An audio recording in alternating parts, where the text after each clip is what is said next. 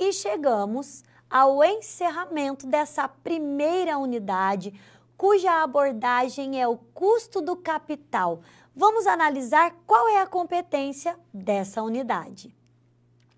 A competência da unidade está em analisar a formação do custo do capital e a sua posição no balanço patrimonial, a formação da taxa interna de retorno, os fatores que afetam o risco e, por fim, os custos do capital a partir de fontes específicas.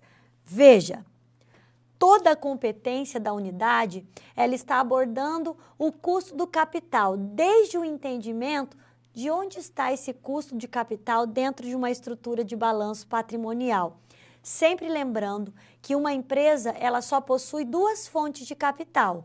Ou ela se refere a recursos de terceiros que estão no passivo da empresa e representam as obrigações, sejam de curto ou de longo prazo, ou capital próprio, que representa o patrimônio líquido, seja em lucros retidos, seja em capital social, mas ela é representada pelo capital próprio da empresa.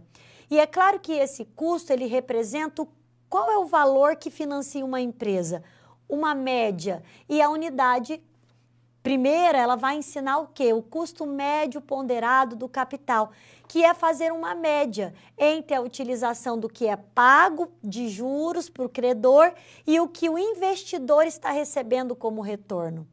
E para comparar a esse custo, nós temos a TIR, que é a taxa interna de retorno. Se de um lado eu tenho o custo que financia o projeto, do outro eu tenho o retorno. E eu tenho que saber que sempre o retorno deve ser maior que o custo. Vamos a alguns fatos importantes dessa unidade. É perceptível a importância do conhecimento das técnicas de gestão do custo de capital, as fontes de financiamento, as fontes em que eu vou utilizar para executar projetos, para analisar investimentos, para tomar essa decisão na gestão financeira das empresas. O custo do capital são custos dos recursos captados no mercado. Para quê? Para financiamento da empresa, também considerado como retorno mínimo que o investidor exigirá para investir recursos por ele, disponível nas organizações, a uma taxa mínima para realizar o aporte de capital no negócio.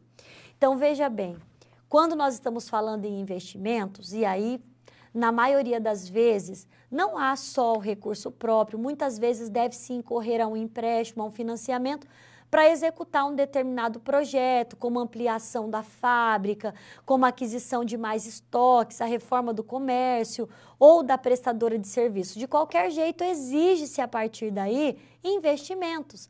Agora, tudo isso significa custo.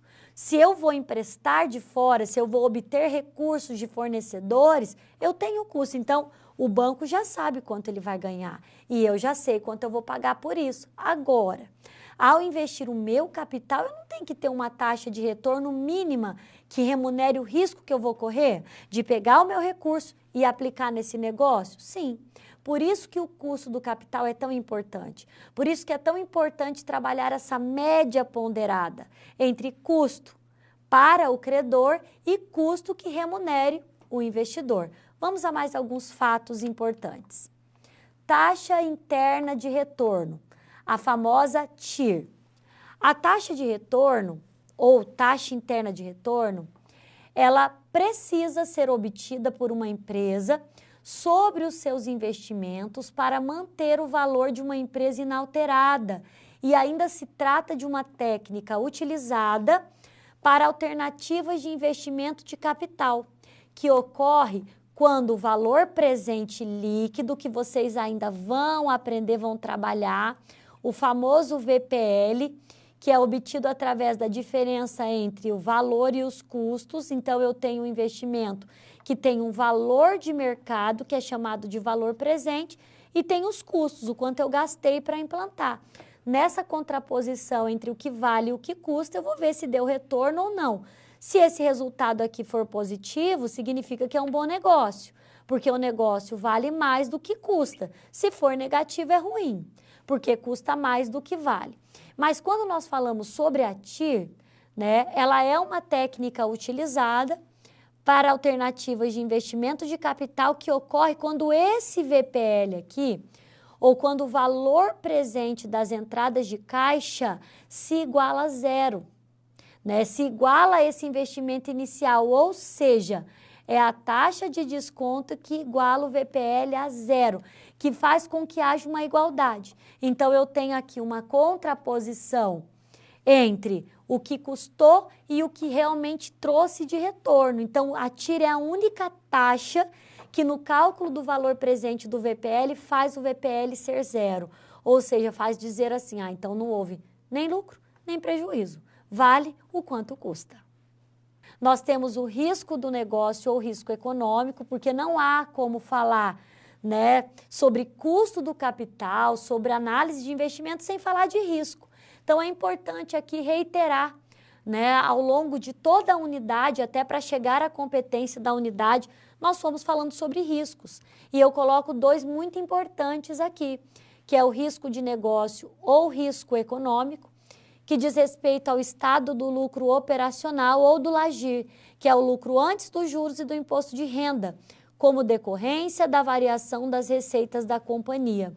E temos ainda o risco financeiro, que diz respeito à variação da rentabilidade da companhia, representada pelo aumento do lucro sobre o patrimônio, ou seja, o lucro por ação, em consequência de variações no lucro operacional ou no lucro antes dos juros e do imposto de renda. Então, dentro desse compilado de fatores importantes, nós chegamos à competência, a atingir a competência da unidade. E eu trago agora para você nessa imagem os principais aspectos trabalhados ao longo da unidade. Ao longo da unidade, nós trabalhamos o custo do capital dentro de todos os conceitos, recursos próprios, recursos de terceiros.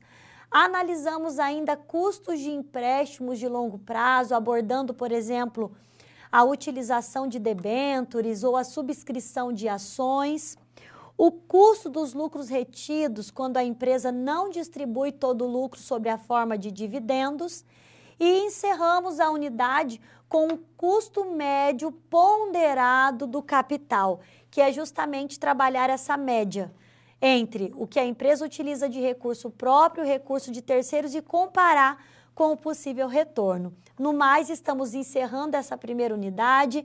Meu desejo é que você continue firme aí nos estudos e eu te encontro na próxima unidade.